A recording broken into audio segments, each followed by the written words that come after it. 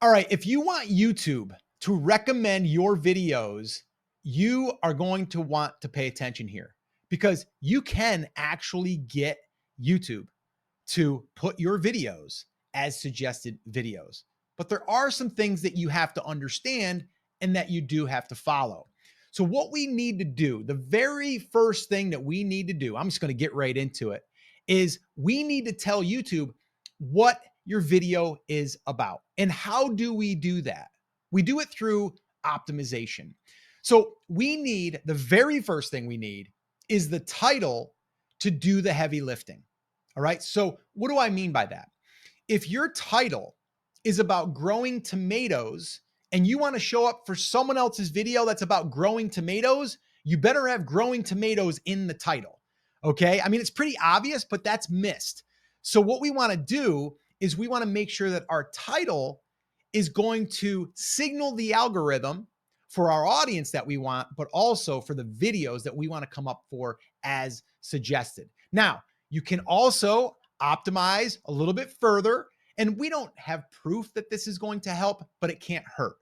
Your description. You probably want to put something in there in your description, even if it's down below all of the other things that you put in your description, something that's going to explain what the video is about. I personally think that the AI nowadays is going to do that for us, but if you want to just make sure, you might want to put that in there as well. And then as far as tags go, again, I don't think tags really matter that much. We stopped using them for a while, and now we're like, well, we might as well just throw them in. What the heck? It can't hurt anything.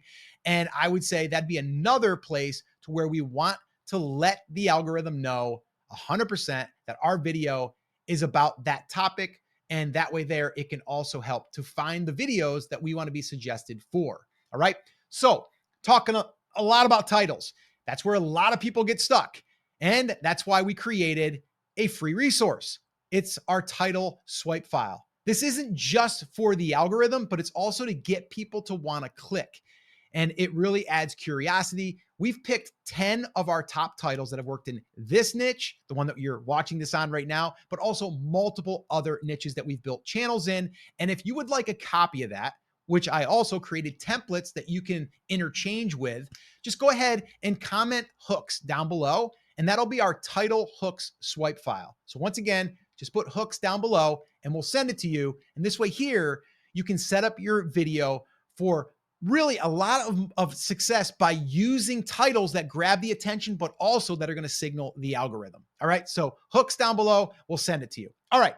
The next thing is study your niche and pick targeted videos. If you want to show up for a certain video that's got a lot of views, well, you might want to look at that video and analyze it and say, how can I create a video that complements this, but also is very, very similar to what that video is talking about? So you might also have a video that you want to show up for that's 5 years old. Well, guess what? It might start getting some views. You might be able to start showing up for that because maybe the views have kind of fallen off, but you know it did do well before. So one little side tip here is like take advantage of something that might have did good 5 years ago and try it again. But if you're trying to show up for that video that's right now, currently in the year that you're watching this and it's doing well, then create something that is similar, but also that could complement that video. That would be the second thing that I would focus on. The third is you want to make sure that you spark the engagement signals. Here's what I mean. If you want your video to show up, you need to also let the algorithm know that it's really being watched and it's being viewed and it's being engaged with. So even if you're getting only 200 views, but you're getting high engagement, that's a good sign for the algorithm because now the algorithm will want to take that video and it will want to test it on other audiences or maybe other videos that are doing well. The thing is, YouTube has a lot of different ways that it tries to get you exposure.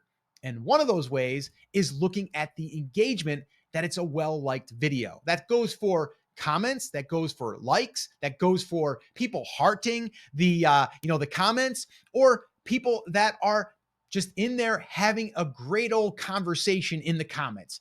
So what we want to do is we want to spark that. And the way that we spark that is we can ask a very general question. An example of that would be, I could ask you, how long have you been on YouTube? Let me know in the comments. I mean, honestly, let me know that in the comments. How long have you been on YouTube creating content? You see how easy that was? And now what that's going to do is that's going to have you possibly say 2 years, 1 year, 10 years. And then some people will elaborate even more. And then other people might comment on that. And the cool thing about that is then you can come through and you can comment on that as well. You can heart it, you can like it. And that just adds that layer of engagement. So that's one thing that I would definitely recommend doing, because the algorithm likes that. And when the algorithm likes that, because it sees it's being well received, it's going to want to push it to other audiences, which also means that you're going to be showing up for suggested videos. All right. And the last thing that I want to share here with you is you really want to trigger the recommendation flywheel. And what I mean by this is we call it the consistency engagement little thing here. And I kind of talked about it here a second ago, but what we want to do here is we want to constantly be adding different ways that we can get engagement, not just through that video. So let's say, for example, we have the community tab. Not a lot of people are using the community post. You could take that, your video, promote it to get more traction over to your video, which then also doesn't just get you views, but gets you engagement. So one thing that's underutilized is that community tab.